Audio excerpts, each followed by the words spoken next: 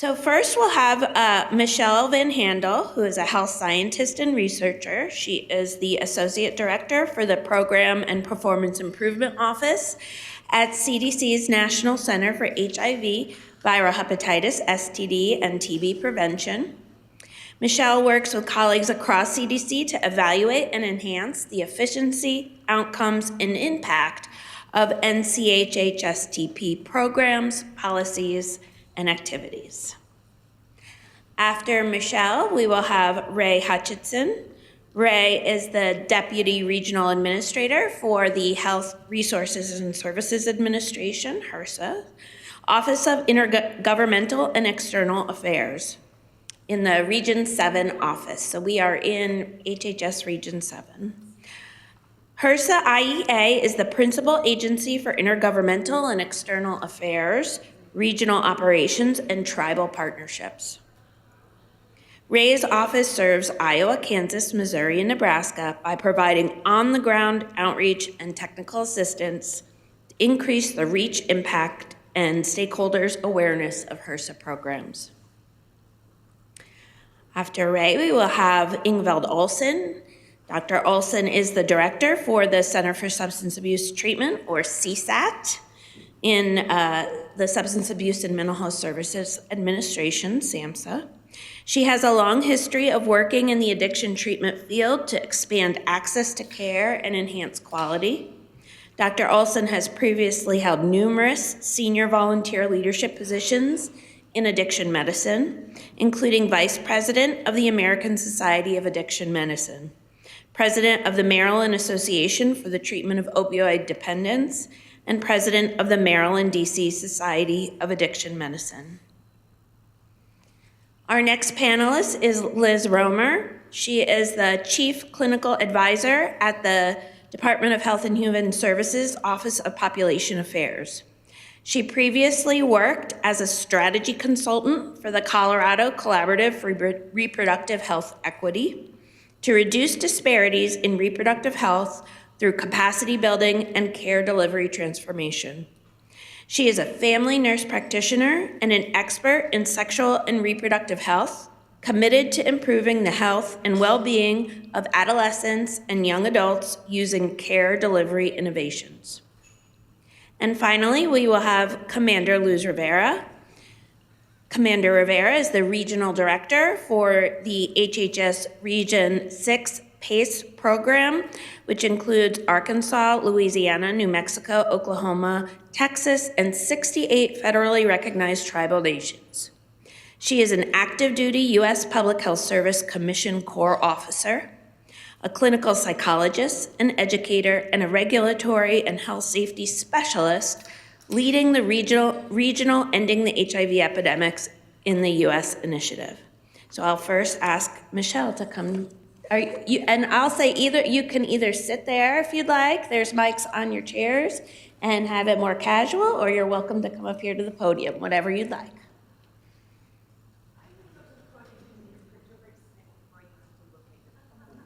And it seems less obvious if I put it here. Also, I have the distinct pleasure of following Dr. Merman, so I don't think I need to say too much about our center or CDC, but I do want to build on what he said, and sorry if it's a little repetitive, but you had amazing questions for 30 minutes, and there might be a little overlap. Again, thank you so much for inviting us and this amazing summit. We are so excited to listen and learn from you for the next day and a half. So as Dr. Merman highlighted, to truly address syndemics, we must put people first, focus on equity, put our money where our syndemics and our epidemics are, leverage policy as a public health tool, support scientific advances, and importantly, support workforce and build partnerships. Our center's syndemic approach really begins with the interrelated health and social factors that drive the diseases and health outcomes that we work to address.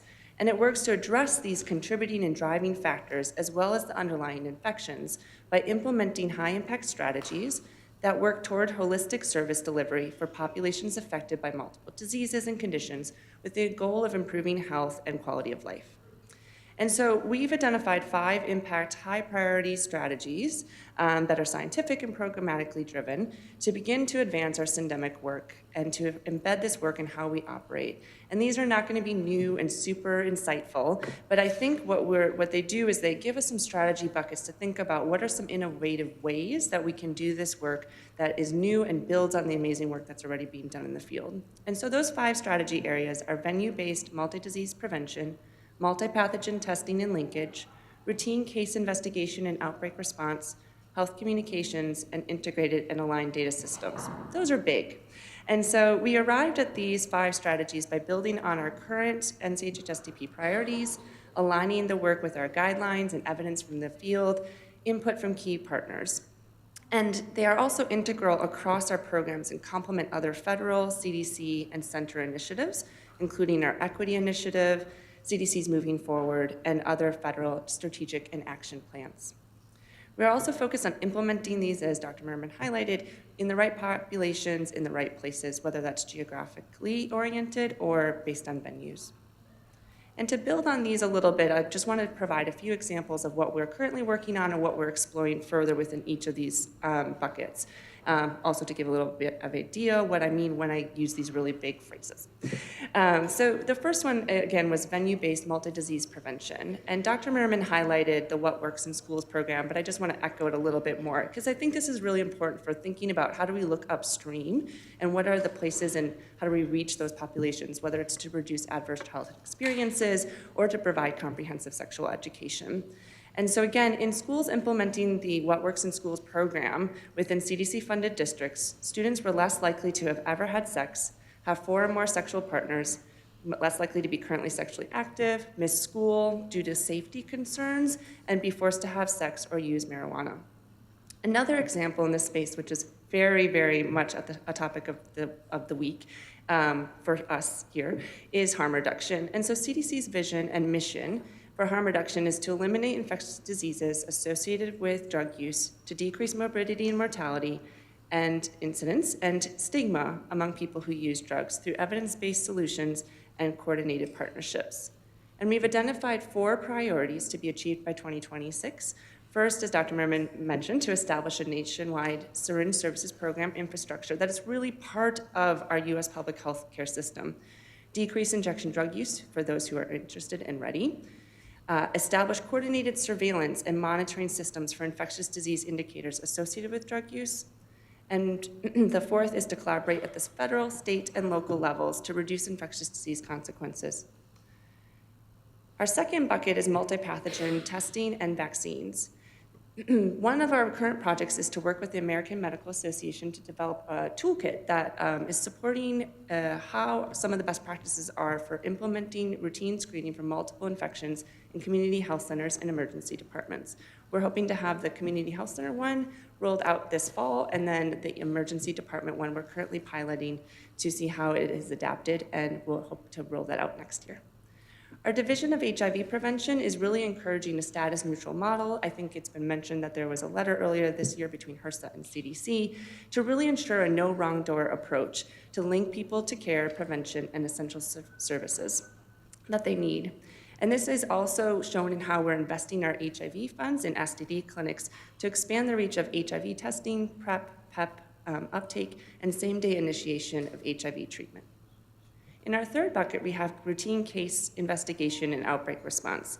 And I think we've really learned from the outbreaks in 2015, 2016, that a one-stop shop is needed to really ensure that this full supportive services that are, will facilitate diagnosis, but also linkage to care, identifying treatment, but also insurance enrollment, ID enrollment, being able to get the people the tools that they need to be able to support their well-being moving forward.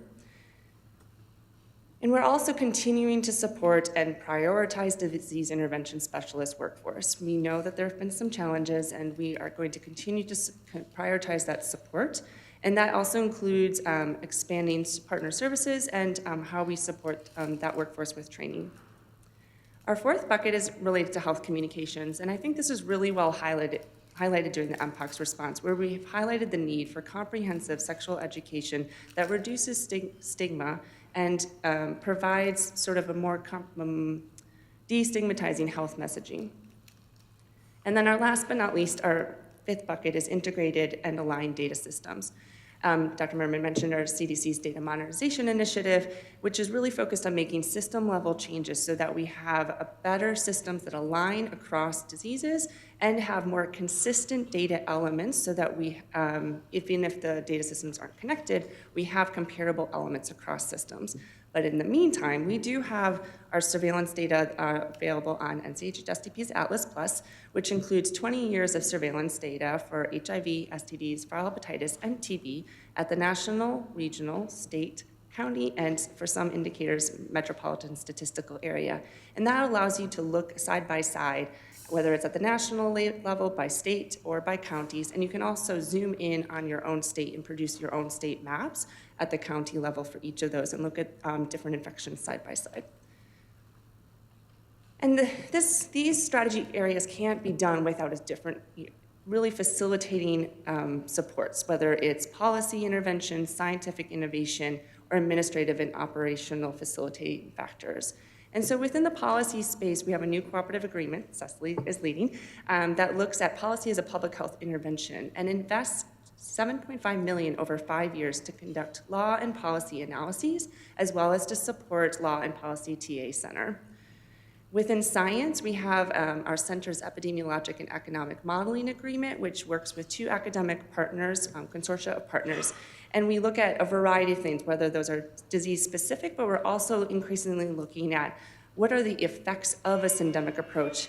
And we're really dependent on you all for the data behind that so that we can start to show this, make the case for this, and continue to improve their effectiveness.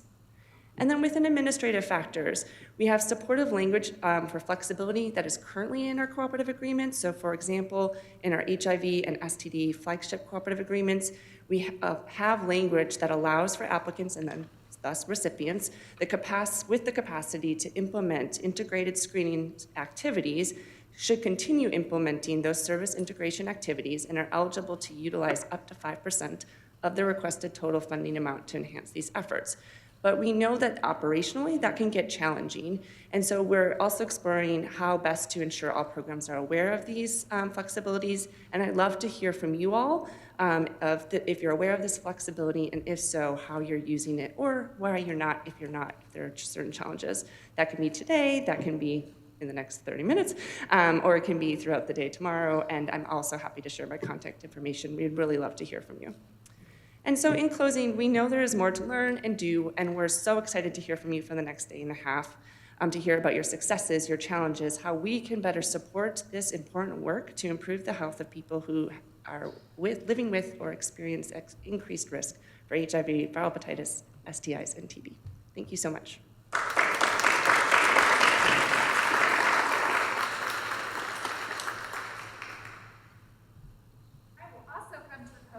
Because I talk with my hands a lot and I don't want to throw anything across the room. It's great to be with you this morning. My name is Rae Hutchison. I serve as the Deputy Regional Administrator for HRSA's Office of Intergovernmental and External Affairs, also known as HRSA IEA. And I'm going to talk a little bit today about HRSA's different program areas that address a wide variety of issues from maternal and infant mortality, substance use disorders, HIV, viral hepatitis, sexually transmitted infections, and so forth. For those of you who may not be familiar with the Health Resources or Services Administration, or HRSA, we are one of 11 federal agencies within HHS, alongside my colleagues up here, and we are known as the Access Agency. HRSA is the primary federal agency responsible for improving health outcomes and achieving health equity through access to quality services, a skilled health workforce, and through our over 90 different innovative programs. HRSA programs provide health care to people who are geographically isolated, as well as those individuals who are economically or medically vulnerable. So a little bit about the Kansas City Region 7 office. Earlier, through introductions, talked a little bit about Region 7 serves Iowa, Kansas, Missouri, and Nebraska, as well as 9 federally recognized tribes. And HRSA IEA is the principal HRSA agency lead on intergovernmental and external affairs, regional operations, as well as tribal partnerships. We are HRSA liaisons. Because we are located in a region with a regional presence, we often have a good pulse on the trends and issues happening across our states and our tribal organizations, and we're often asked to come out and represent HRSA at events like this. We are HRSA ambassadors and leaders in amplifying HRSA's programs, resources, and priorities, and currently within HRSA, we have 3 key priorities. Those are behavioral health, maternal health, and health workforce. So before I jump in talking a little bit about HRSA's programs, I just want to thank UMKC for putting on this great event and the opportunity to share a little bit about HRSA. So I'm going to start off talking a little bit about HRSA's Health Center program. Health centers improve the health of our nation's underserved communities and vulnerable populations. These centers play a critical role in providing comprehensive, culturally competent, quality primary health care services. Across the nation, there are about 1,400 health centers serving over 30 million patients. Health centers provide patient-centered, comprehensive, integrated care to individuals and families, including mothers, infants, children, individuals living with HIV or AIDS, as well as those living with viral hepatitis and those with substance use disorders. Health centers provide a range of services from primary medical care, oral care, and mental health services, substance use disorder and medication-assisted treatment services, as well as enabling services such as outreach, care coordination, case management, health education, interpretation services, help enrolling in insurance programs, and transportation services, among many more. At HRSA-funded health centers, no one is turned away. Regardless of an individual's ability to pay, they will be seen and served, and often services are provided on a sliding fee scale. Health centers emphasize coordinated and comprehensive care and have the ability to serve patients with multiple healthcare needs, including HIV and viral hepatitis. So many of our HRSA-funded health centers provide HIV care services, including PrEP. And as many of you know, the integration of HIV testing, prevention, care, and treatment into the primary care setting, as well as providing essential enabling services, can increase access and improve health outcomes for those living with HIV or AIDS. In 2021, HRSA-funded health centers treated over 200,000 HIV-positive patients and treated 2.75 million patients. Tested 2.75 million patients.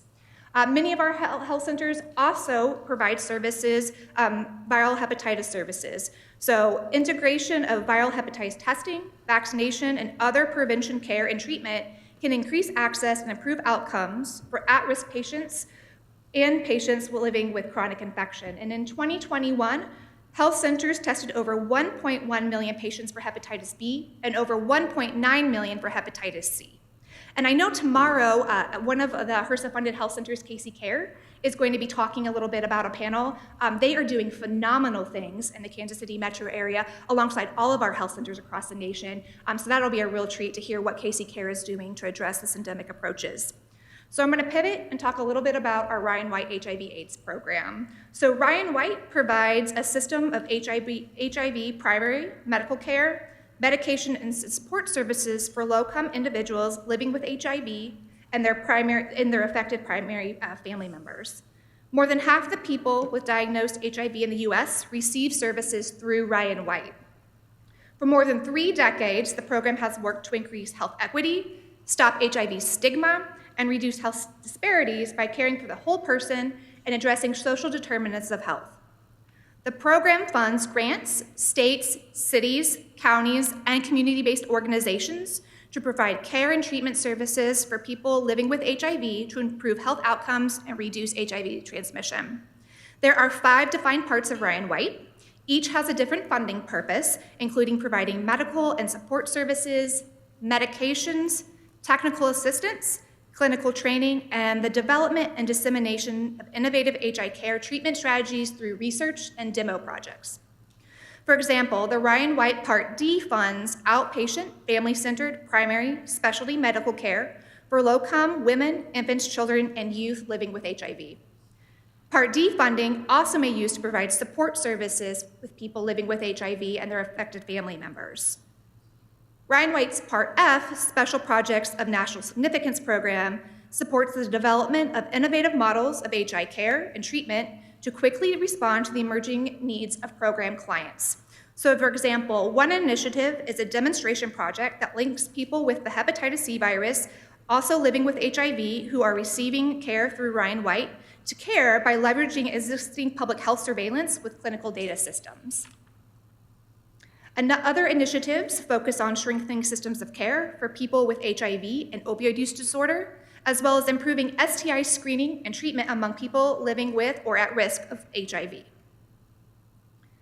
In terms of maternal health, HRSA's Maternal and Child Health Bureau supports programs that improve the health and well-being of the nation's mothers, children, and families. So for example, HRSA's Healthy Start program improves the health of moms and children before, during, and after pregnancy to reduce infant death and increase positive birth outcomes.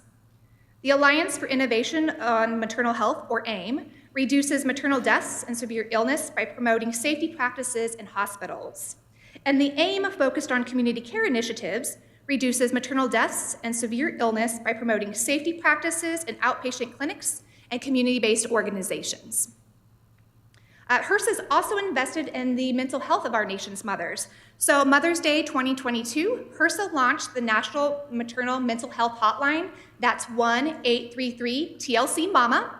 And this hotline provides 24/7 free confidential support before, during, and after pregnancy. And the hotline offers a wide variety of services. I'm going to hit on some of those.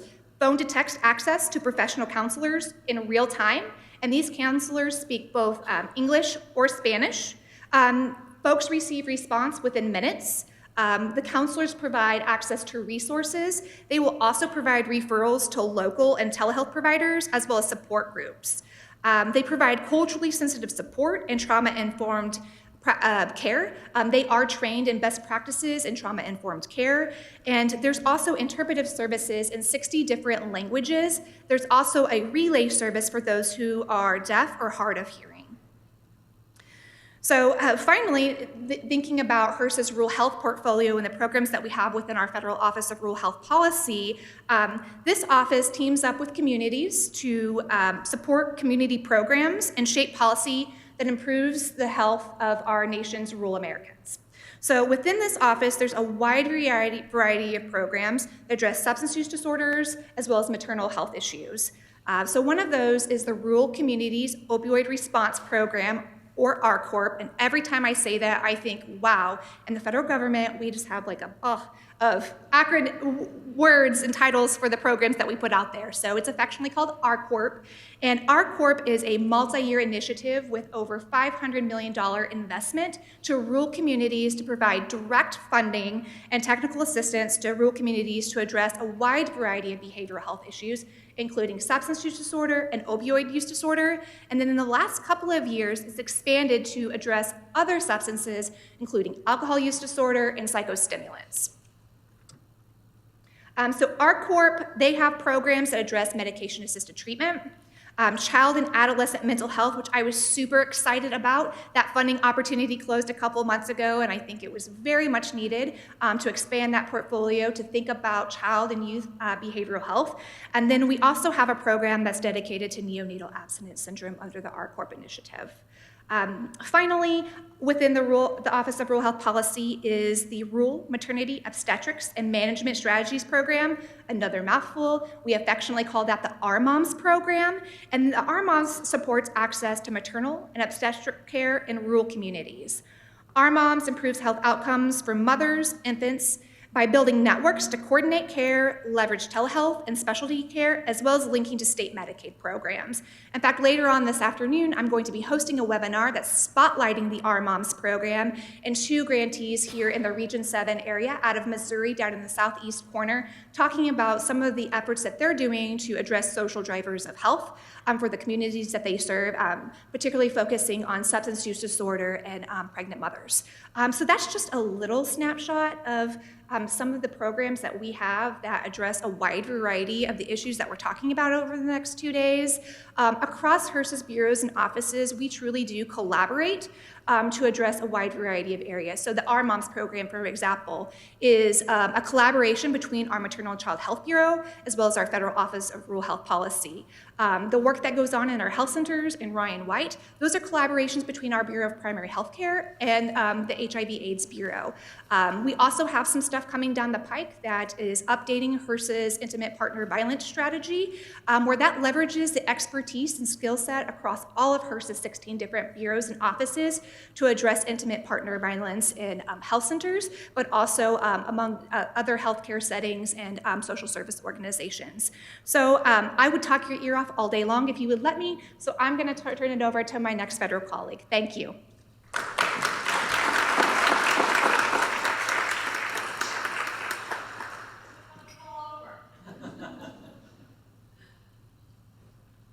Well, good morning. Thank you.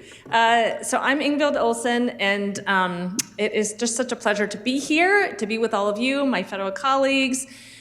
So as mentioned, I am the director for the Center for Substance Abuse Treatment at SAMSHA.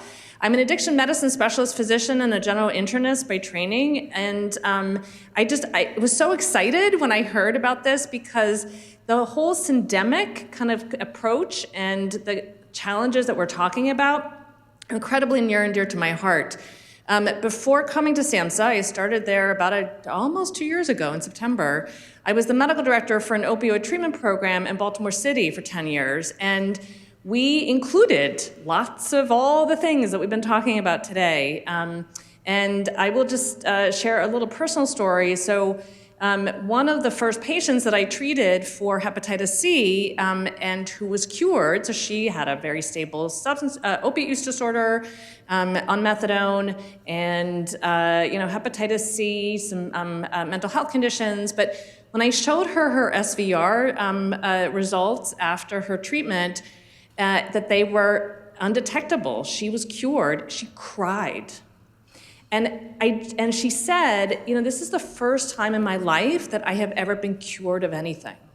So just the emotional kind of individual impact that you all have, that we all collectively can have on individuals and families and their communities is just so incredibly powerful. And I think those narratives and the stories that go along with all the data and the numbers, I think is just, it just gives me chills and thrills. So just wanted to share that with you all and to say thank you to the organizers and to the collaborative, and thank you also to other SAMHSA colleagues. We have a few in the room as well, so if you have any questions about SAMHSA, sometimes SAMHSA is the last entity to the table, but we don't we really want to be part of all of these conversations, now and moving forward. And it's also really exciting because I think there are a number of SAMHSA grantees in the room, and between yesterday and the conversations that we had yesterday, and I know the conversations we'll have today as well, we're taking a lot back about what's working, what's not working so well, and some of the ideas and recommendations that we can also learn from all of you to make our grants more accessible to folks. I just wanted to share a little bit about some of the work that we're doing at SAMHSA, kind of in this, with this syndemic approach. And, SAMHSA, the CSAT, which is one of the 4 centers within SAMHSA, SAMHSA now has a very, very, very strong inter-SAMHSA, kind of intra-SAMHSA working relationship across all of our centers. So while I lead this, the Center for Substance Abuse Treatment, I'm going to also mention a few of the things that are happening kind of across SAMHSA because we are really one big family and one big agency. SAMHSA's mission is really to lead public health and service delivery efforts that promote mental health, prevent substance misuse, and provide treatment and supports to foster recovery while ensuring equitable access and better outcomes. I have to read that because it's a very long mission statement. But essentially, we take our work across 5 different strategic priority areas, one of which has to do with reducing overdose and overdose prevention.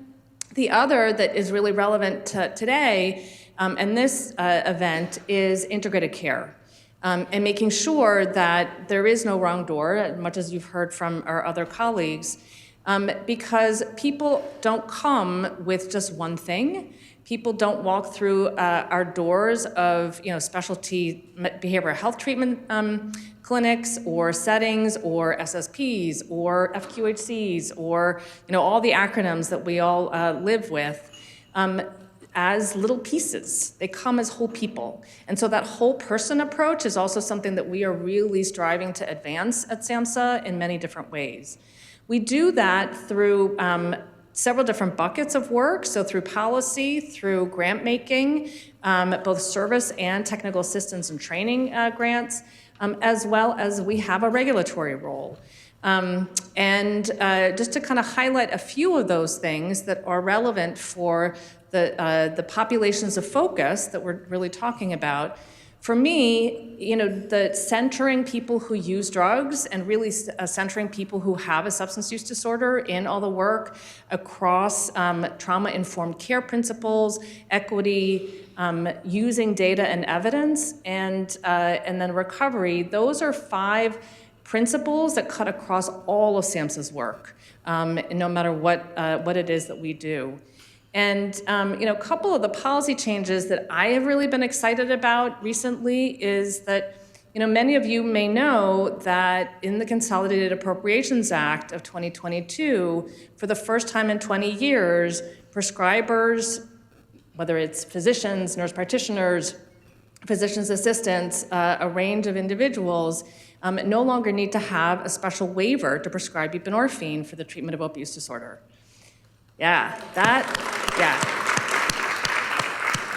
That is huge. And that really means that now in many, many, many different settings, that we went from 130,000 waiver practitioners at the end of 2022 to now over 1.8 million DEA registered practitioners.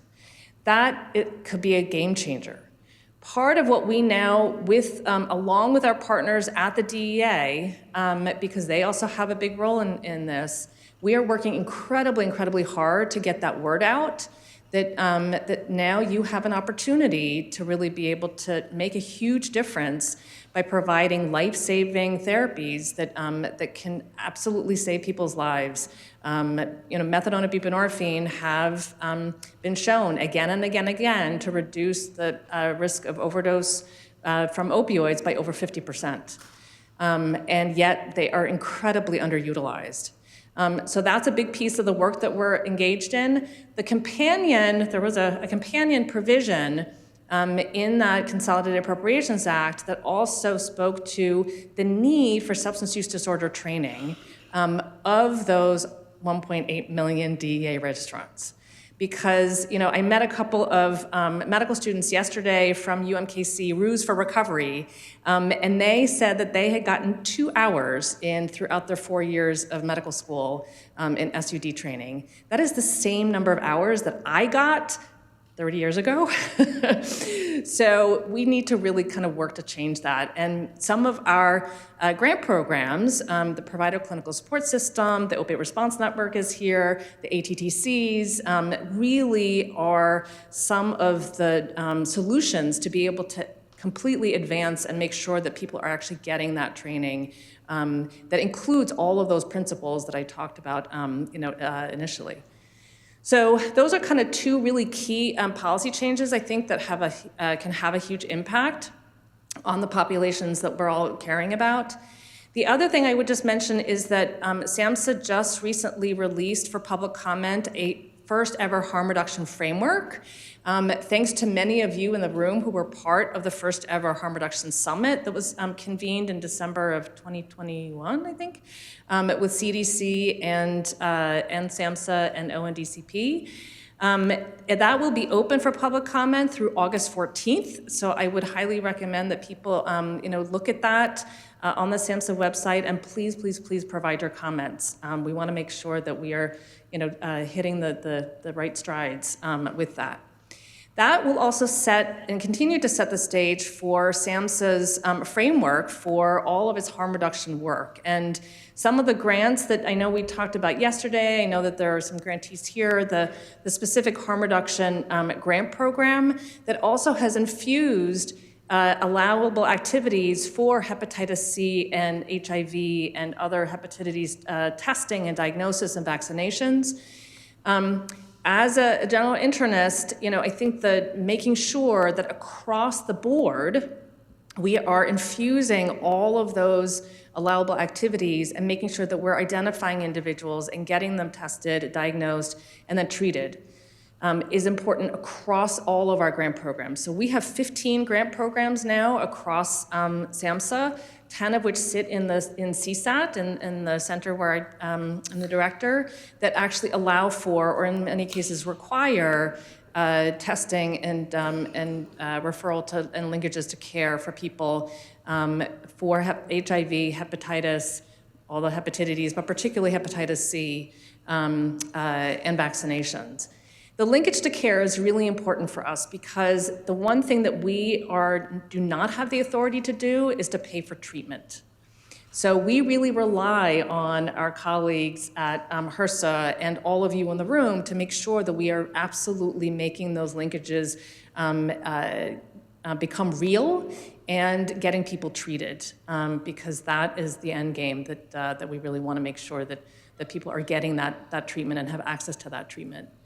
And staying in care. And that, I think, is where the integration of all of the services that we're talking about is also something that we are very excited about. So, we have 5 dedicated grant programs that really speak to kind of the syndemic approach. So through our Minority AIDS Initiative, as well as a really exciting new program called, that affectionately, internally we refer to the MAIF. So it is the Portable Clinic and Portable Clinic pilot project. This is really a first ever for us, and it's probably one where essentially the idea is to fund. I have to be careful about my words because there's some trademark things here. So, but fund street outreach and street level kind of clinicians and multidisciplinary teams that actually then can provide the full range of HIV, hepatitis, STIs, TB, MPOX, substance use disorders, mental health services, kind of to individuals who are incredibly vulnerable to all of those infections and are homeless and unstably housed. So that's really exciting. That grant opportunity just closed, and so maybe next year, if there's a second summit, that we'll come back and maybe have some grantees that also can kind of present on that. And then finally, I just wanted to also mention a little bit about some of the regulatory pieces. So we are the entity, and in CSAT, we hold the regulations for opioid treatment programs. In December of 2022, we released a notice of proposed rulemaking that really would make permanent the flexibilities for methadone take-home doses that were put in place under COVID-19 and the COVID public health emergency, that has shown to be incredibly effective and safe. So the sky did not fall, as many I think were afraid about or worried about, by having people be able to actually take methadone doses home in a way that really allows them to participate and engage with all the other activities and the goals that they have. So we've incorporated those. We also propose to change a number of different elements, making things more patient-centered, with non-stigmatizing language, with really wanting to have the OTPs be able to provide much more patient-centered, trauma-informed, non-stigmatizing, recovery-oriented services that include harm reduction, because we know that sometimes abstinence isn't necessarily the only thing that people are looking for, and that this is a long-term illness, right? So we have to have it mirrored in that way. And so lastly, I'll just mention kind of the other piece about language, because I think one of the things that we also at SAMHSA are working very, very, very hard on is figuring out how do we reduce stigma. And it's not just about addiction, it's not just about the condition that sometimes is known as condition stigma, but there's also something now called intervention stigma. And many times, people who have an opiate use disorder, in particular, who are taking a medication like methadone or buprenorphine, they, in fact, encounter this intervention stigma that really is discrimination. It is discrimination kind of in many different levels. And I've had so many patients over the years tell me that either they don't want to say that they are taking methadone or buprenorphine, or they come and say, oh, I want you to take me off this because I can't go to residential treatment, or I got rejected from a subacute nursing facility that, they might need for lots of different reasons. And that's, fortunately, the Department of Justice last year actually came out with guidance that says that if people are taking a medication for opiate use disorder, and being discriminated against on that basis, that is against the American with Disabilities Act. So that is a huge step forward as well, and really another one of those tools in our toolbox that we can use to make sure that the people who are using drugs and also people who are taking a medication for opiate use disorder don't face that discrimination that has been around for so long. So I would love to hear also ideas that you all may have kind of related to how to really address that, because that is a tough nut to crack. And I do think that it is part of the reason why those medications are so underutilized. So I just wanted to say thank you again for having us here. And we also kind of do a lot of work with our colleagues at CDC, at HRSA, at FDA, at NIH, at kind of all over.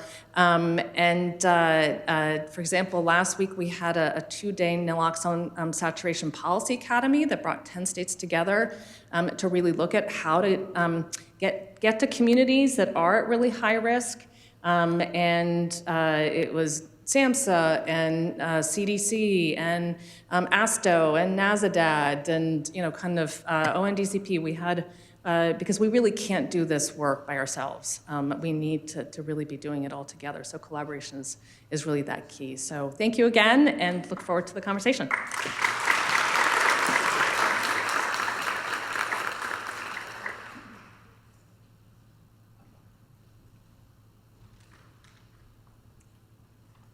All right, I'm Liz Romer, and it's really a privilege and an honor to be here having this conversation with you. As you heard, I am the Chief Clinical Advisor for the Office of Population Affairs, which sits within the Office of the Assistant Secretary for Health and administers the Title X Family Planning Program, the Teen Pregnancy Prevention Program, and the Embryo Adoption Awareness and Services Program.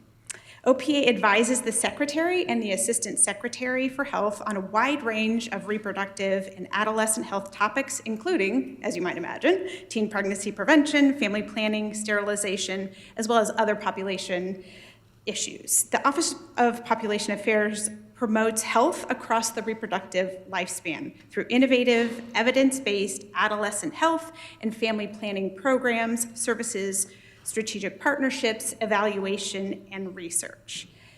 Consistent with new regulations published in October of 2021, Title X projects must ensure that services are provided in a manner that is client-centered, culturally and linguistically appropriate, inclusive and trauma-informed, protects the dignity of the individual, and ensures equitable and quality services delivered consistent with nationally recognized standards of care.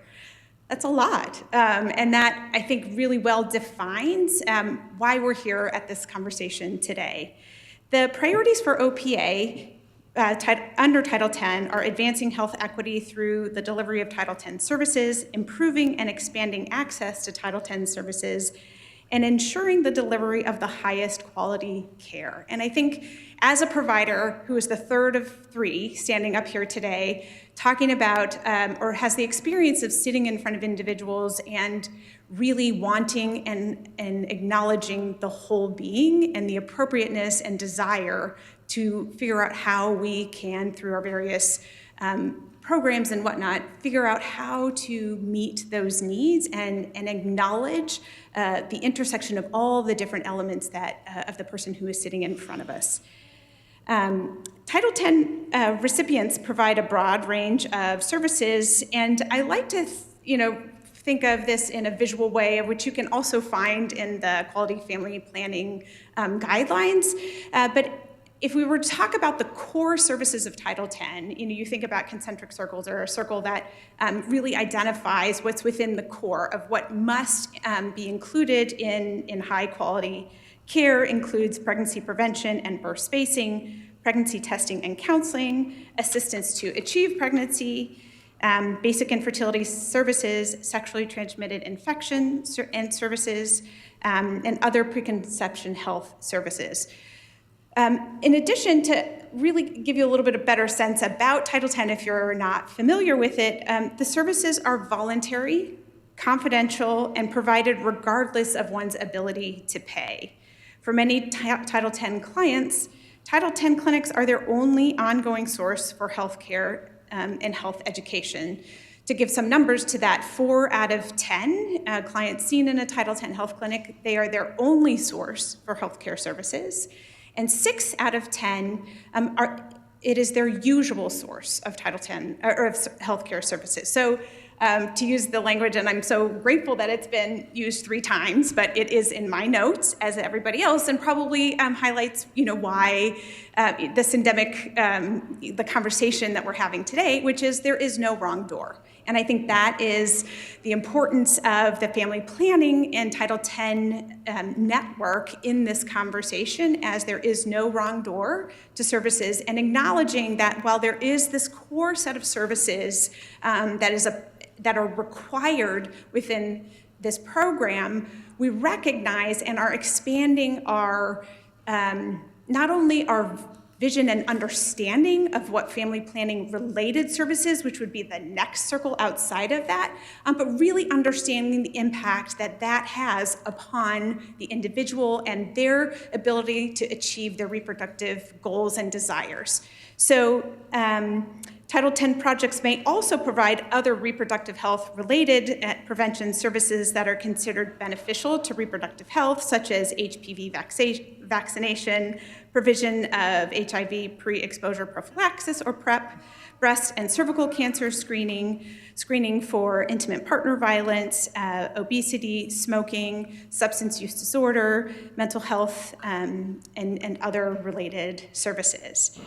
So I think that I'd like to just maybe wrap it up quickly there, because I think that we want to be able to give you some time to ask questions and so forth, but to highlight a few things that are being done within our network in relationship to the syndemic solutions, and I really appreciate the permission to stop trying to define syndemic and just really focus on what we have been doing and how to make sure that it is included in the programs and that we're thinking expansively about how we provide services within our network. But the Title X program has funded 9 demonstration projects to define best practices for the integration of SBIRT into family planning programs and reproductive health screening into substance use treatment and recovery programs. We have an incredible extensive partnership with our clinical and national training centers to support the network in providing, in understanding and expanding training, technical assistance, and whatnot to support the network in administering screenings on substance use disorder and behavioral health. And we have also embarked on a process of which I can talk about more if you have questions about it, and to update the quality family planning guidelines to be more inclusive, to use a health equity framework and lens, and to really make sure that we are advancing the field alongside of what is actually occurring, and so that the guidelines are matching where we are as a field and the advances of how we are thinking about sexual reproductive health, more inclusive and expansive, and making sure that the guidelines and the ways in which we support and advance the way we think about patient-centered care, how we screen for need for services, and how we engage patients in their own expertise in the conversations in directing their care are more available in an updated guideline. So I will pause there and hand it to you, Luz, to take it from there.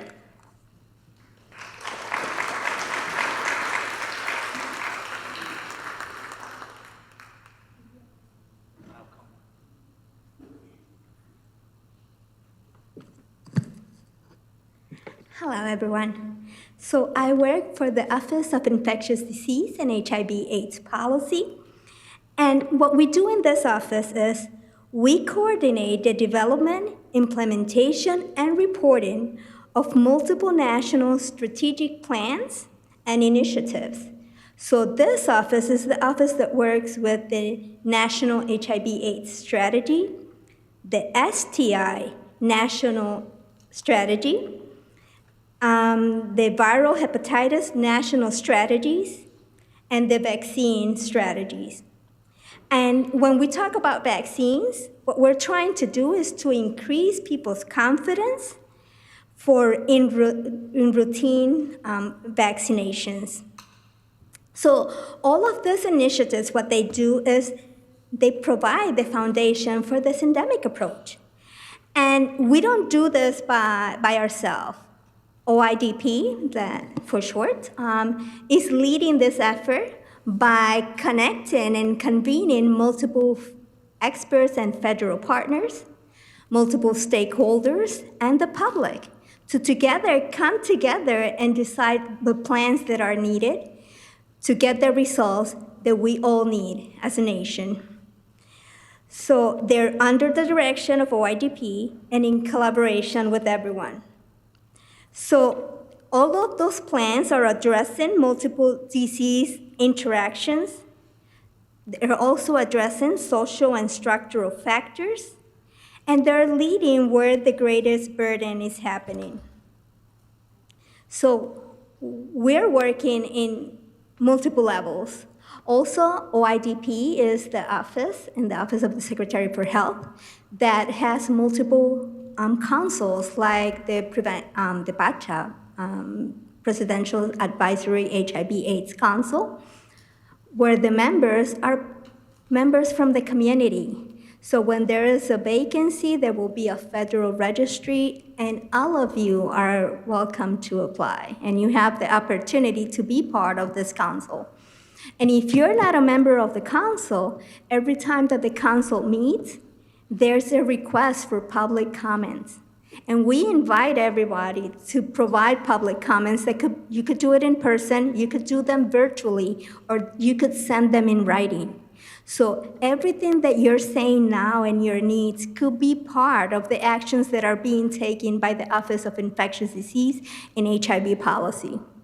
In my role within OIDP, it's a great and an honor to be in this role because we have the immediate office in DC, but we have regional OIDP teams. So I'm at the level of the community. So I'm boots on the ground, which I love. So I'm able to hear what is happening at the federal level. What are all of these initiatives that we want to implement? And now I can go to the community and I could talk directly to the people that are being impacted by those initiatives. I'm able to hear what is happening and I'm able to convey that back to the Office of the Secretary so we can propose changes and the things that you need. But for this to work, we need that those tables that are available with seats for all of you, like the Ending the HIV Epidemic work group tables, that you take your place in that table, and that you convey to us what you need to happen and what needs to be in the plans and what is being what we're doing and it's happening at the community level, so it will be a response to your needs. So there's plenty opportunities for all of you to be part of our efforts and the work that we're doing, because ending the HIV epidemic, that is the main initiative that I work on, is a whole of society effort, and we need all of you. And when I think about the community level and the syndemic perspective, and thinking about the community and the people that I talk to, I would do a disservice if I don't use the opportunity to present some real cases of what is the syndemic. Because I have spoken with this man. This is a Latino man. And for people that know about Latinos, Latinos come in all shades of tones of brown. So this man is telling me his story. I love to hear stories. I'm a clinical psychologist by training, I should have said that. So he's telling me when he was 29 years old, he had an accident. He had all the symptoms for a condition that a medical provider decided that was a condition that happened only to Black people. He was not provided the service that he needed because that medical provider made some assumptions and didn't take into consideration that this Latino is really a mix of our native heritage in the Caribbean, the Tainos, that come from South America, another mix, the African, and people that came from Spain. By the time that the doctor decided to, maybe he has this condition, they had to do a surgery where they had to cut all the nerves. This person became handicapped.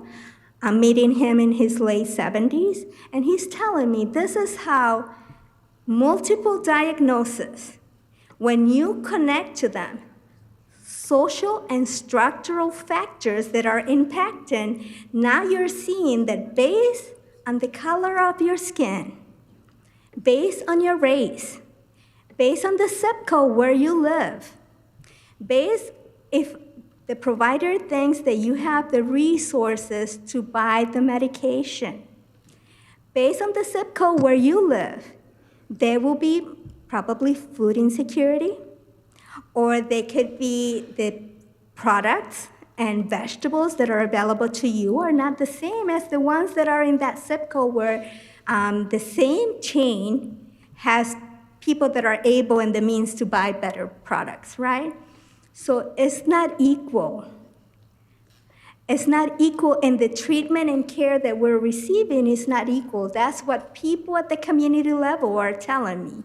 They're telling me, based on my zip code, my hospital does not have the technology that is found in other zip code areas. So that's what we're looking at, and that's what we're talking when we're talking about syndemic and how to respond to people's needs. So for me, as a Latina myself, I'm a Latina, Hispanic, Caribbean, Boricua, cisgender woman, and I have to state that because there's assumptions that are being made about people based on how you look. There's another case. This is a Black woman, professional in the faith community, had a car accident, had all the symptoms. A provider should have done an HIV test at that moment when she was presenting the first symptoms. They didn't until the viral load was so high and they decided, let's do an HIV test. So that's what we're talking when we're talking about syndemics. People making assumptions and making decisions about the patient that is in front of you just by the way that patient looks. And there's no reason for that to happen. Okay? So, thank you.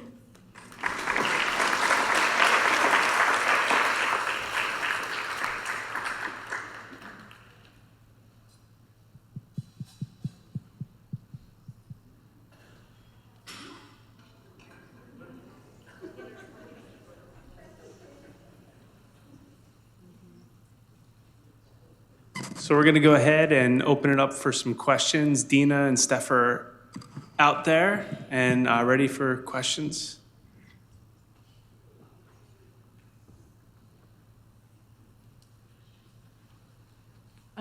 My name is Ann. I'm from Kansas Department of Health and Environment. Really appreciate the panel and all the discussion this morning. My question is, where's Housing and Urban Development and where's the FDA? Because we're talking about all this root cause kind of stuff, which means we got to get our people housed so they can keep their medications dry, so they can have a fridge with some groceries in it. So like next year, I want to come, and I hope you will invite more partners to the table, because you don't have food, you're not going to be healthy, you can't keep your medicines dry, you're not going to be able to contain your symptoms. So anyway, just my 2 cents. Thank you. Thank you.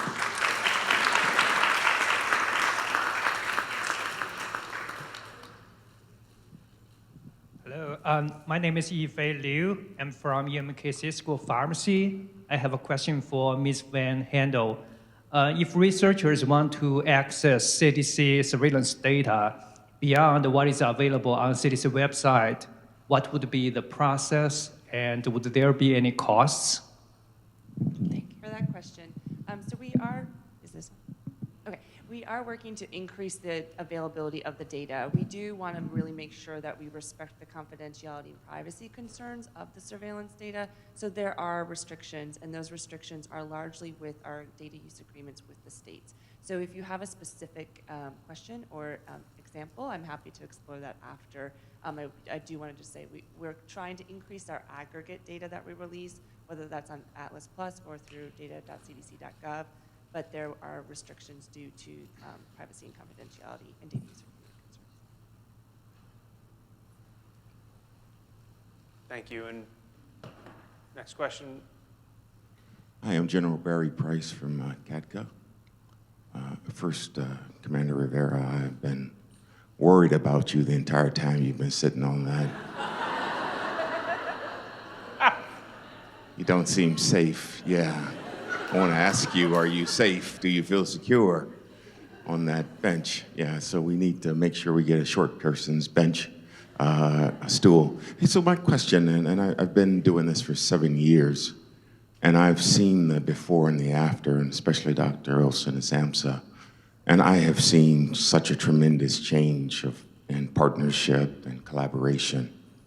And I think that that's the result of agencies not looking for credit anymore. They're looking towards solutions. And I agree with the comment over here that whomever is putting on this conference, I think it needs to be more of a whole of government approach, because all the players need to be in the room. And that's just a comment. Thank you. Hello, good afternoon. First, I would like to say that it's amazing seeing you 5 women up on the stage representing us in the way that, in the manner that you are. Congratulations to you. To the committee and everybody, I am Erica Emerson. I am here under the Kansas City Health Department. I do also have my own foundation, Black Diamonds Foundation, and I cater to young women in the community with the zip codes that are very important to me personally, living under the diagnosis of HIV and AIDS. So, and I used to be a peer educator, so moving forward in the health department, being a community health worker, and literally out in the fields, in the trenches, talking to the community, allowing them resources that we have available. So my question is one, I would like to say, I'm glad that we are at the table having these discussions on these 2 days, very informative. I would like to have Dr. Owens, if you could speak more on the portal clinic. I believe that's what you spoke on. I would love to get some more information about that. Thank you.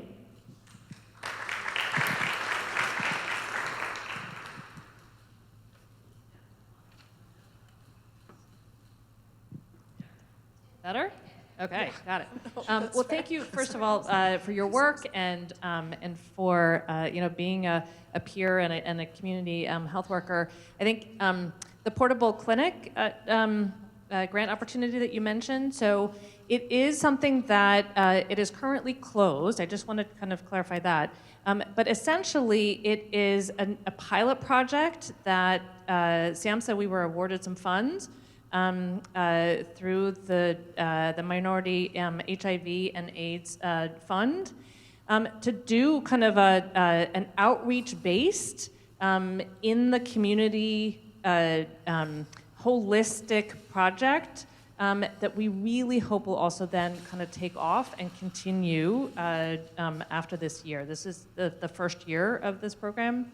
I also just wanted to really highlight kind of the role of peers that you talked about.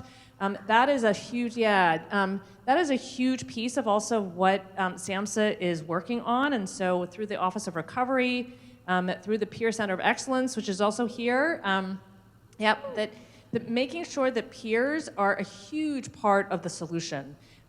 Because not only when it comes to substance use disorders, but HIV, AIDS, hepatitis C. For example, there was a recent study that came out that essentially looked at, it was from Johns Hopkins, that looked at individuals who were had substance use disorders and hepatitis C, who were assigned an hepatitis C kind of peer and patient navigator, had tremendous outcomes and positive outcomes in terms of their engagement and ability to get cured for hepatitis C, but they also saw positive outcomes in their substance use, even though that really wasn't the focus. And so, I think peers as a part of the multidisciplinary team, whether that is in the community, whether it's in clinical settings, whether it's in emergency departments, hospitals, kind of every schools, you name it, that is really something that SAMHSA is incredibly focused on. So really appreciate that question. Thank you. Okay, I think we're ready for next question. Hi, my question is, and I'm going to piggyback Dr. Olsen on exactly what you brought up, but I want to direct my question primarily to Michelle and to Rae. I'm Sharon Heseltine, and I chair the steering committee for the National Peer Recovery Center of Excellence and have the great honor of doing that, and believe so strongly, right, as you beautifully articulated, in the power of the work of peers. Dr. Merman's presentation this morning reminded me, right, that peers are not just people with lived experience, but people with lived experience is, right, which is exactly why. And I've had the pleasure in my professional career of working in HRSA-funded programs in maternal and child health, particularly with pregnant and parenting families. And so I'm interested from both the CDC perspective as well as HRSA, right? How do we begin to integrate and grow peer services, people, again, with lived experiences within these different settings so that we have outcomes that are beneficial, right, across the board, outside of what the target was from that particular program or funding stream? Is it on? Okay. Yep. No, thank you. That was a great question. Thank you. So from the HRSA perspective, health workforce is a key priority.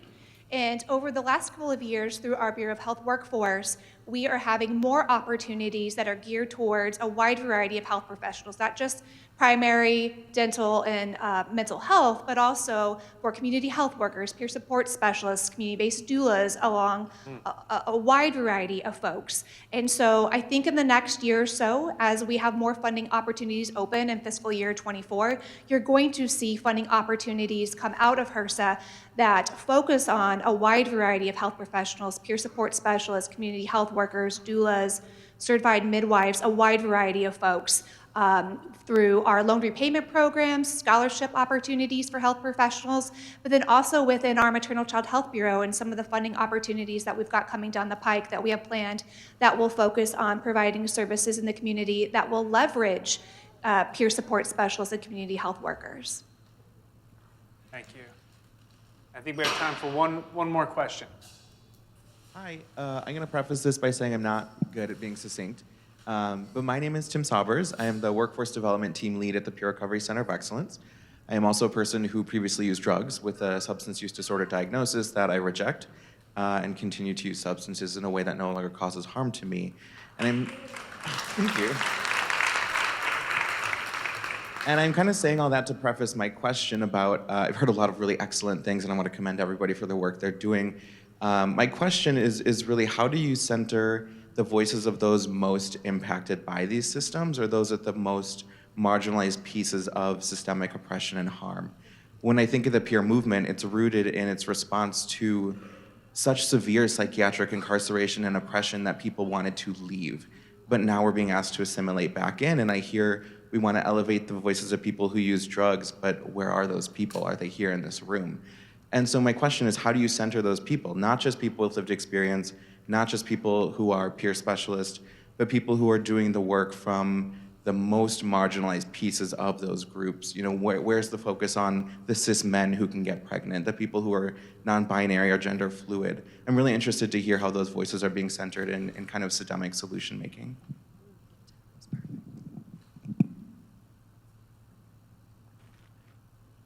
And unfortunately, in probably 2 minutes or less. Well, from the ending the HIV epidemic, the way that we do it, we listen the voices of the people. So where would you find me? You will find me on the street. You will find me sitting with the homeless that wants to talk to me. You will find me with a Latino that wants to have a coffee and talk to me about. And everything that I get from them, I write a report, and I send that report to the Office of the Secretary, so voices are not lost. And I make sure that I amplify that voice, because my work is at the community level, and I want to make sure that those voices are heard and actions are being taken based on those voices. Thank you. Great, thank you. And is there one more comment? I'll just build on that quickly and maybe combine a little bit for the last two because I think they're overlapping. And that is that,